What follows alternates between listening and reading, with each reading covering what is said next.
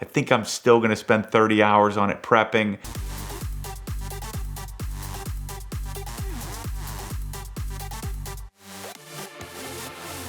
So some of you have seen my stories from last year, and you may or may not have noticed it on my face, but I was even having this discussion with Ed that I had somebody drive me here.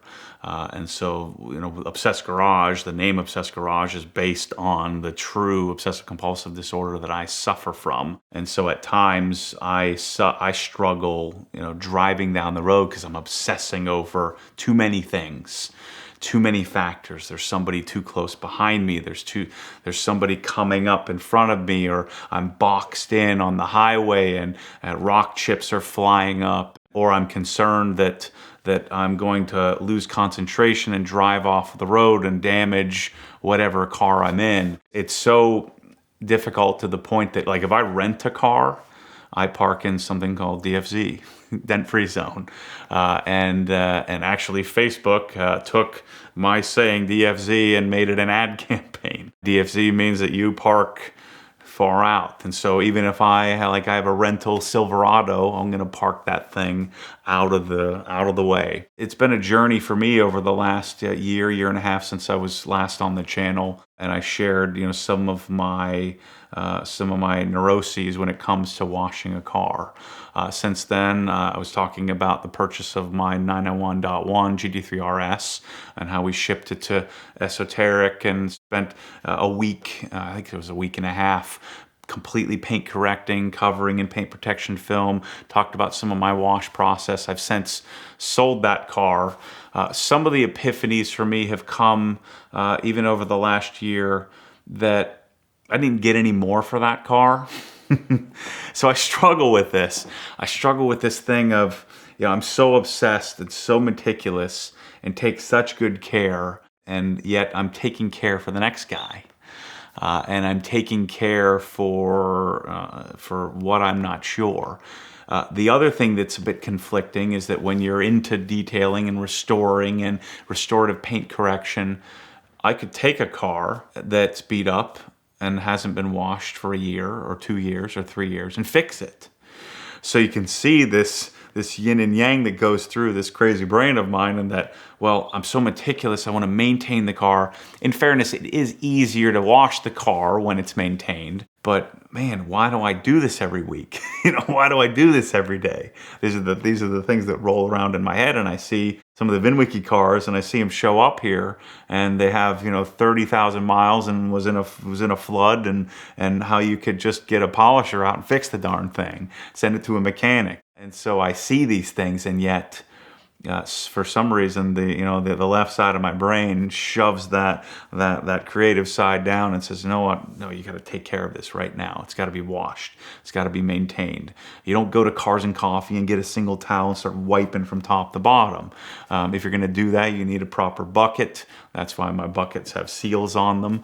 That's why you need 20 towels. That's why generally my car is the dirtiest cars at Cars and Coffee, because I'm not going to have time to do a proper 2-hour maintenance to it, or 2-hour wash to it. And so the good news is I've fixed a lot of the issues I had, and to the point I think I was headed toward Howard Hughes in my home theater by myself, putting urine in a bottle. And so I found something, for those of you who are like me, many of you responded on the videos that I talked about last year. I found something called ART therapy, accelerated resolution therapy, where I've done a lot of cognitive therapy to combat some of these phobias, these fears, these obsessions that take over life. Because what tends to happen is it tends to get bigger and bigger and bigger, and my life becomes narrower and narrower and narrower, to the point now where I'm able to show up for a week and build an amazing garage like we did here at the VINwiki Ed Bullion Garage. And my life changes a little bit, one day at a time, and that's been a real eye-opener. I think I'm still going to wash my car every week. I think I'm still going to spend 30 hours on it prepping, but at least I'm considering that might not be the right way to do it. So I'm still holding on to the fact that it's a lot easier to wash it when you maintain it the way that I do. So at least I have some solace in that. You know, I have such a strong sense of being right.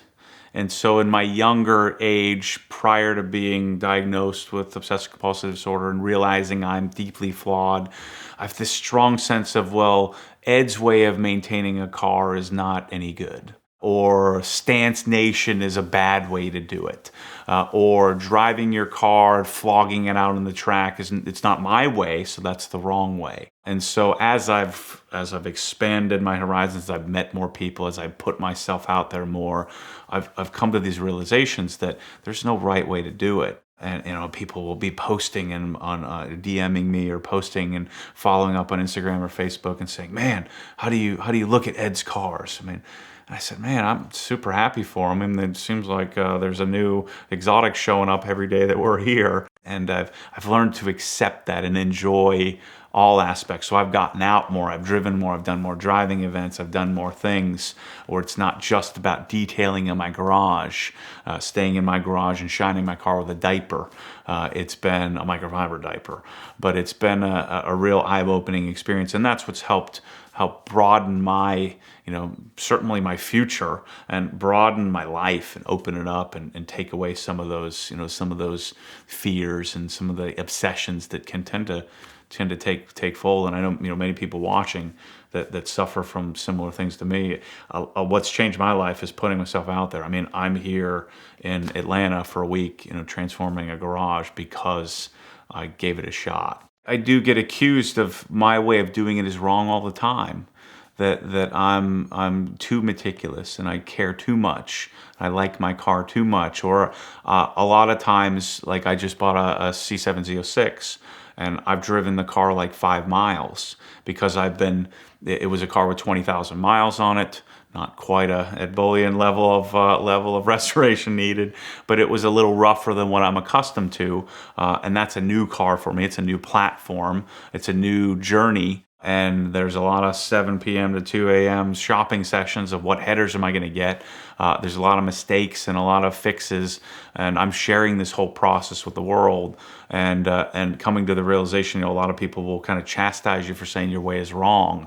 But I've, in my own realization that another way of dealing with the car, whether it's not washing it or it's washing it too much, it's not wrong. It's just I'm much more accepting of, as well as people have become more accepting of me and my style and my way of doing it, and realizing it's okay to, if you want to shine your car with a microfiber diaper all day and don't want to drive it, that's fine too. That's what I think YouTube and what I think the social media has helped us all in the car community and connecting, because ultimately the garage, the car, the caring for the car in whatever form or fashion, we all share a common ground on.